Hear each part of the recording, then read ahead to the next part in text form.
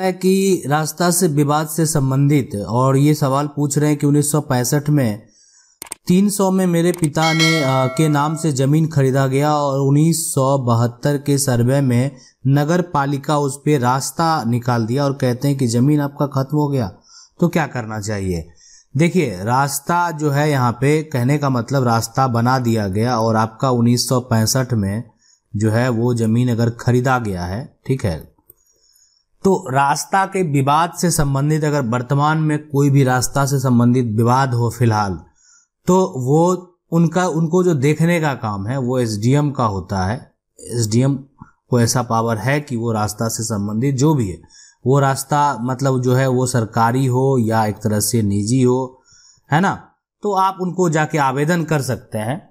उसके अलावा भी विकल्प है, न्यायालय के लिए न्यायालय में भी जा सकते हैं, ऐसा नहीं जा सकते आप, लेकिन पहले अगर आपका मामला यहाँ से सारा सॉर्ट आउट हो जाता है तो क्यों न्यायालय में जाएंगे।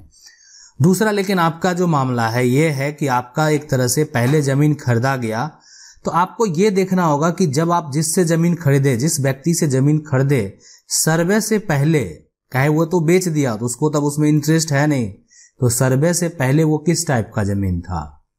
तो अगर एक तरह से वो जमीन जो है सर्वे से पहले जो जमीन का वो निजी जो है कहने का मालिक था, तो उस केस में वो सर्वे के बाद जमीन जो है वो सरकारी नहीं हो सकता है। उसके लिए अभी आपको फिलहाल यहाँ पे जाने से भी कोई फायदा नहीं होगा, इसलिए कि वो सर्वे होकर उस पे जो है ना, सर्वे में नगर पालिका उस पर रास्ता निकाल दिया, तो सर्वे ही हो कर दिया गया उस जमीन को। तो अब इसका सर्वे आज भी टूट सकता है वो टाइटल सूट से, ठीक है, लेकिन इसमें आपको उस व्यक्ति का दस्तावेज का जरूरत पड़ेगा जिससे आपने जमीन को खरीदा है। उनका जो पुराना दस्तावेज है वो आपको निकालना पड़ेगा, प्रूफ के तौर पे आपको देना पड़ेगा। आप भी टाइटल सूट कर सकते हैं, इसलिए कि वर्तमान में आपके नाम से वो संपत्ति रजिस्टर्ड है, इसलिए आपने उसको खरीदा है। तो आप सिविल कोर्ट में जो है नगर पालिका के खिलाफ यानी सरकार के खिलाफ जो है, सरकार पे टाइटल सूट होता है, सरकार के फिर जो भी विभाग के लोग होते हैं उनका जवाब दिया जाता है। अगर यहाँ पे जांच में पता चलता है कि ये गलती से हुआ है तो इसका सुधार भी कर दिया जाता है। रही बात अब अगर उसमें रास्ता बन चुका है, रास्ता हो गया है, उस केस में आपका मुआवजा का भी जब कोर्ट अगर आदेश कर देगी तो आपको अभी के हिसाब से, उस समय के हिसाब से नहीं, अभी के हिसाब से आपका जो मुआवजा बनता है वो आपको मुआवजा भी दिया जाएगा। अगला सवाल है कि सर जमीन खरीद कर मेरे पापा के नाम से जो है रजिस्ट्री हो गया है, मोटेशन के लिए ऑनलाइन किया, मोटेशन रद्द कर दिया, कर्मचारी खर्चा मांग रहा है, क्या होगा बताएं। अब ये तो बोल सकते हैं सरेआम भ्रष्टाचार वाली बात है, इसमें हम आपको क्या सजेस्ट कर सकते हैं। बट ये होना नहीं चाहिए, ये एक तरह से गलत है, और अगर ऐसा होता है तो एक तरह का भ्रष्टाचार है। और ऐसा नहीं है कि भ्रष्टाचार नहीं है, इस बात से भी ऐसा नहीं कह सकते हैं, लेकिन नहीं होना चाहिए। जब आदमी का सारा कुछ सही है, किसी भी प्रकार का कोई दिक्कत नहीं है, तो ऐसा कुछ भी नहीं होना चाहिए।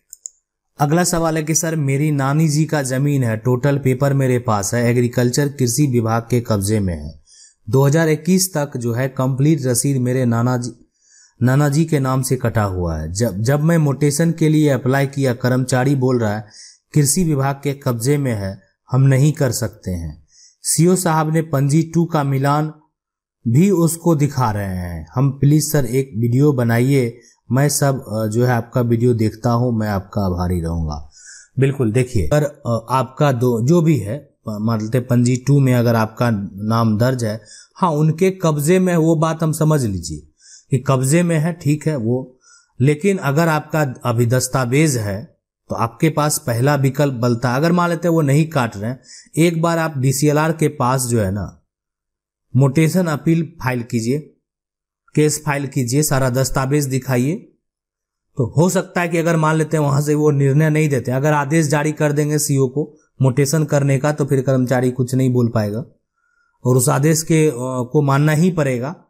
उसके बाद दूसरा विकल्प डायरेक्ट सिविल कोर्ट का आप ले लें और डायरेक्ट टाइटल सूट करें। देखिए नाना जी का अगर संपत्ति है तो नाती जो है, अगर मान लेते हैं पोता है, तो जितना पोता उस संपत्ति का हकदार है हमारे कानून में, उतना नाती भी है। तो अगर आपके नाना जी का है, आप नाती हैं, या मान लेते हैं आपकी माँ है, तब तो और अच्छी बात है। तो उनके द्वारा जो है टाइटल सूट होगा अगर नानाजी जीवित नहीं भी है तो। और टाइटल सूट करने के बाद ये गारंटी है कि अगर आपका सारा दस्तावेज है, आपके नाम से अभी भी वर्तमान में जमीन दर्ज है, तो वो आपको वापस मिलेगा। अब अगर एग्रीकल्चर विभाग जो है उसको कब्जे में किए हुए है, किस आधार पे किए हुए है? जब संपत्ति मान लेते हैं आपकी है, आपके नाम से दर्ज है, अगर सरकार उसको अधिग्रहण करेगी तो उसको उनको 4 गुना मुआवजा देना पड़ेगा, तो वो भी प्रावधान है।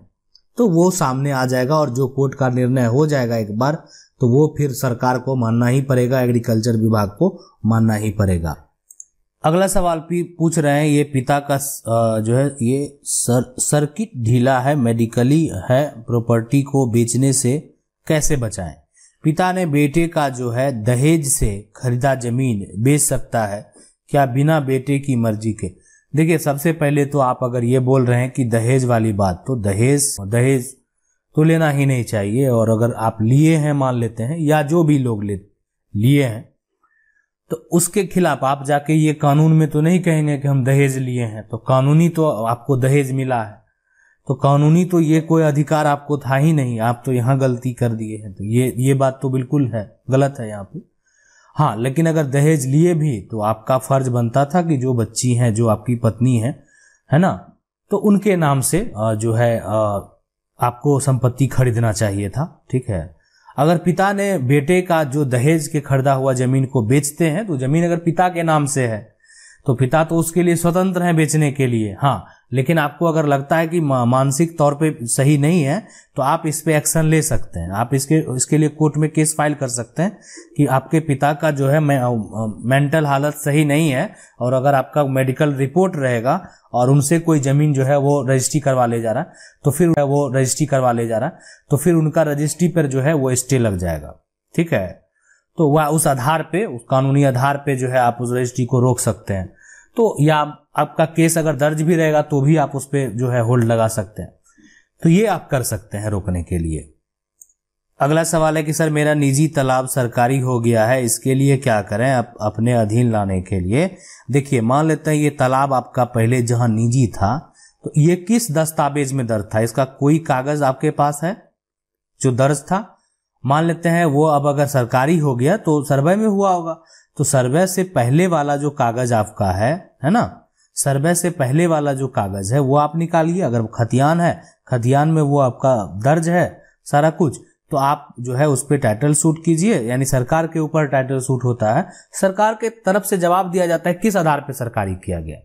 जब पहले से इसका मान लेते हैं ये किसी निजी व्यक्ति का जमीन है, तो पुराना में अगर आपका होगा तो ये सरकारी नहीं होगा, फिर आपको वापस जरूर मिलेगा ये।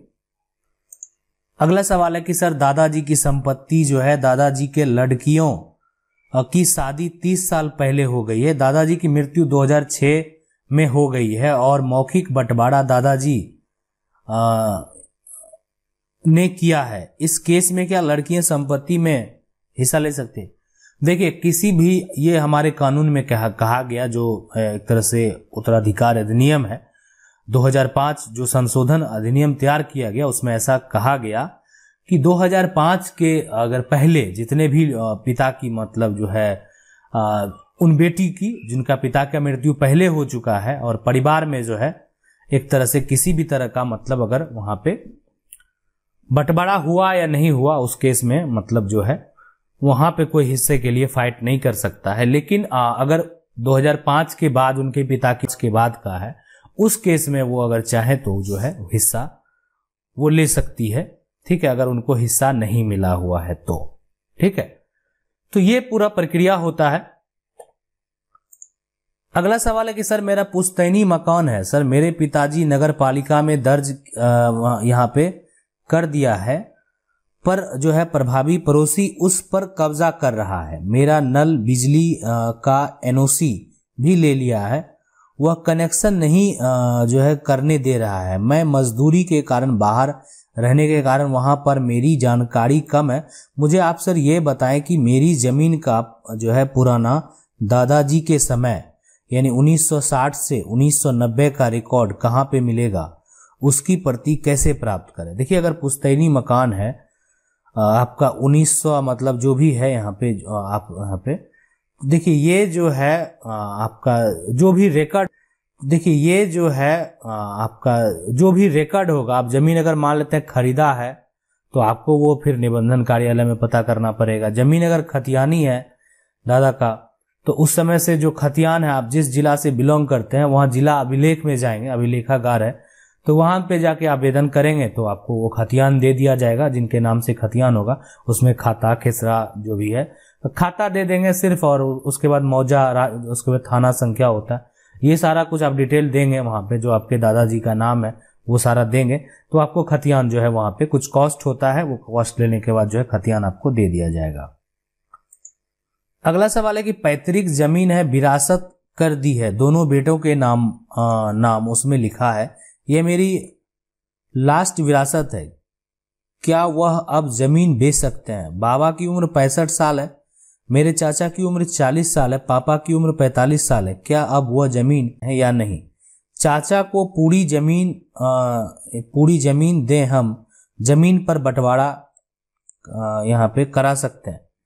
देखिए पैतृक अगर जमीन है और यहाँ पे विरासत करा दी है दोनों बेटों के नाम तो है, तो अभी क्या होता है ना कि ठीक है, मतलब पैतृक जमीन है, अब वो दो बेटे के नाम पे आ गया, कल वो दो पोतों के नाम पर आएगा।